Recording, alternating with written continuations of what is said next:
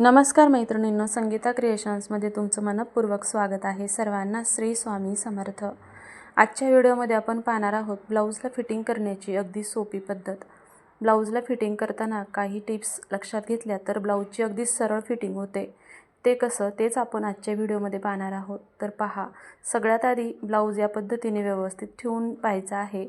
Front part आणि back part एकसारखा आहे की नाही चेक करायचं आहे। आता दोन्ही पार्ट मी चेक करते तर अगदी थोडंसं डिफरन्स आहे असं वाटतंय।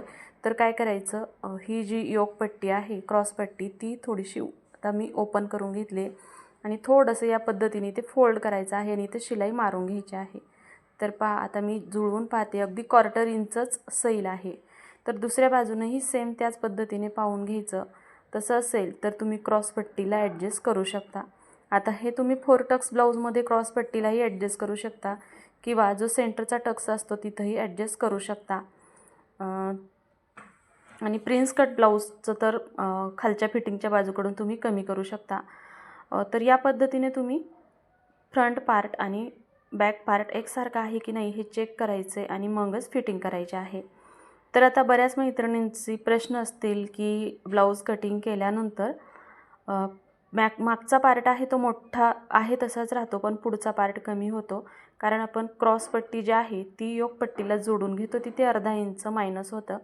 तर हे होऊ नये म्हणून काय करायचं की आपण ज्यावेळेस कटिंग करून पेपर पॅटर्नवरती घेतो आणि मग ते पॅटर्न आपण कपड्यावरती ठेवून कटिंग करतो, त्यावेळेस तुम्ही क्रॉस पट्टीच्या वरच्या बाजूने किंवा खालच्या बाजूने कुठेही अर्धा इंच मार्जिन वाढवून घ्यायचं, म्हणजे ते शिलाईमध्ये जाणारं जे मार्जिन आहे ते हे वाढवलेल्या मार्जिनमध्ये कवर होऊन जातं। आता सेकंड पार्ट जो असतो फिटिंग करताना तो म्हणजे स्लीव्ज।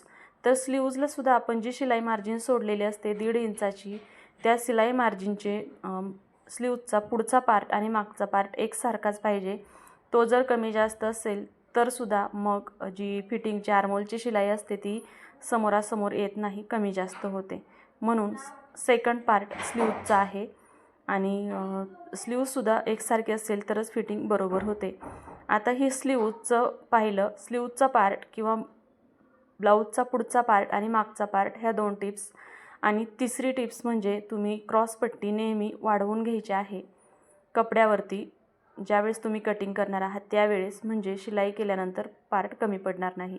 आता इथे तुम्ही चेक करायचं आहे स्लीव्जचा पार्ट एकासमोर एक येत आहे की नाही आणि ब्लाऊजचं सुद्धा जे आर्मोल आहे ती एकसारखं एक समोर एक येतं की नाही हे चेक करायचे आणि मगच इथं शिलाई मारायची। आता हे अगदी सरळ शिलाई आलेली आहे, कुठंही तिरकं शिलाई मारलेली नाही मी तुमच्या समोर पहा। या पद्धतीने मी स्लीव्जचे दोन्ही पार्ट, ब्लाऊजचे दोन्ही पार्ट बघा, जिथं आपण जॉईंट दिलेलं आहे ते अगदी एकासमोर एक आलेत आणि त्यानंतरच मी शिलाई मारून घेतलेली आहे। तुम्ही सुद्धा ह्या गोष्टी, या टिप्स फॉलो करून शिलाई मारा, अगदी सरळ तुमची फिटिंग होणार। आता ही शिलाई मारल्यानंतर जे काही धागे वगैरे असतात ते कटिंग करून घ्यायचे। आता तुम्ही इथं पाहिलं असेल मी अगोदर सुईच्या बाजूने शिलाई मारली आणि मग ब्लाऊज पलटून घेतला आहे आणि मग त्यावरती ही दाबटीप देत आहे, कारण तुमच्याकडे जर ओव्हरलॉकचं मशीन नसेल तर तुम्ही ही टिप्स फॉलो करा। म्हणजे अगोदर सुईच्या बाजूने शिलाई मारायची आणि मग ब्लाऊज पलटून घ्यायचं आहे आणि अगदी कडेवरती पहा इथे मी ही दाबटीप देऊन घेतली। याने काय होतात की ब्लाऊजचे जे धागे निघतात ते निघत नाही आणि अगदी सरळ फिटिंगमध्ये हा ब्लाऊज दिसतो आणि ब्लाऊजचं फिनिशिंग अगदी उत्तम दिसतं। तर ही टिप्स तुम्ही नक्की फॉलो करा। त्यानंतर आता आला प्रश्न फिटिंगचा। तर तुमच्याकडे मापाचा ब्लाऊज असेल तर या पद्धतीने तुम्ही स्लीव्ज लावून पाहून तुम्ही माप घेऊ शकता किंवा तुम्ही अंगावरती माप घेतलं असेल तर जो टोटल दंडघेर आला आहे त्याचा दुसरा भाग घ्यायचा, म्हणजे 12 आला असेल तर त्याचा 6 घ्यायचा दुसरा भाग आणि फिटिंग करायची आहे। आता आर्महोलला सुद्धा फिटिंग करायची किंवा मग तुम्ही जी शिलाई मार्जिन आपण सोडलेली होती 1.5 इंच ती 1/4 इंच मायनस करायची आहे आणि 1.25 इंचावरती तुम्ही सरळ फिटिंग करून घ्यायचं आहे आणि तुमची फिटिंग बरोबर येणार 100%। थोडंसं जर कमी जास्त झालं तर ते आपण ॲडजस्ट करू शकतो, पण ही तुम्ही अगदी बिनधास्तपणे या पद्धतीने तुम्ही सरळ फिटिंग घ्या, तुमचा ब्लाऊज चुकणार नाही। तर जर हेवी माप असेल, पोटाचा घेर जास्त असेल, अशा वेळेस तुम्ही कमी जास्त करून ॲडजस्ट करून घेऊ शकता। आता पहा मी इथे पूर्ण फिटिंगच्या सरळ शिलाई मारलेल्या आहेत। आता तुमच्यासमोरच मी तुम्हाला ब्लाऊजला या पद्धतीने ब्लाऊजचं जे कमरेचा घेर आहे तो लावून दाखवते पहा। तर एवढा भाग माझा जास्त झालेला आहे। आता याचे 4 भाग करायचे। तर किती झाले, अर्धा अर्धा इंच.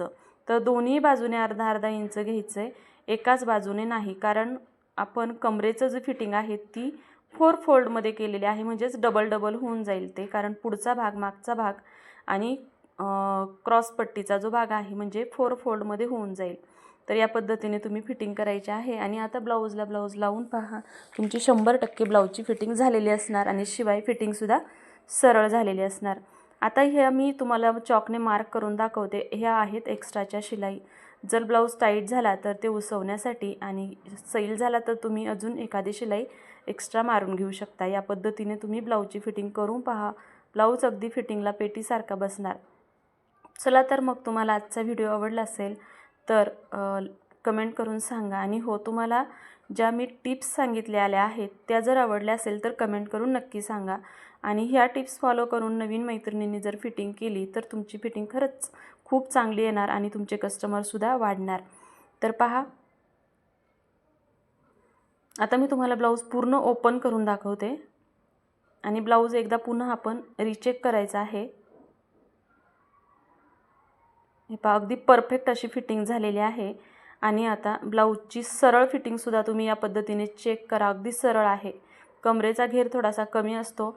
बऱ्याच वेळा हेवी साईज असेल तर पोटाचा घेर जास्त असला तर कमरेचा घेर कमी होतो.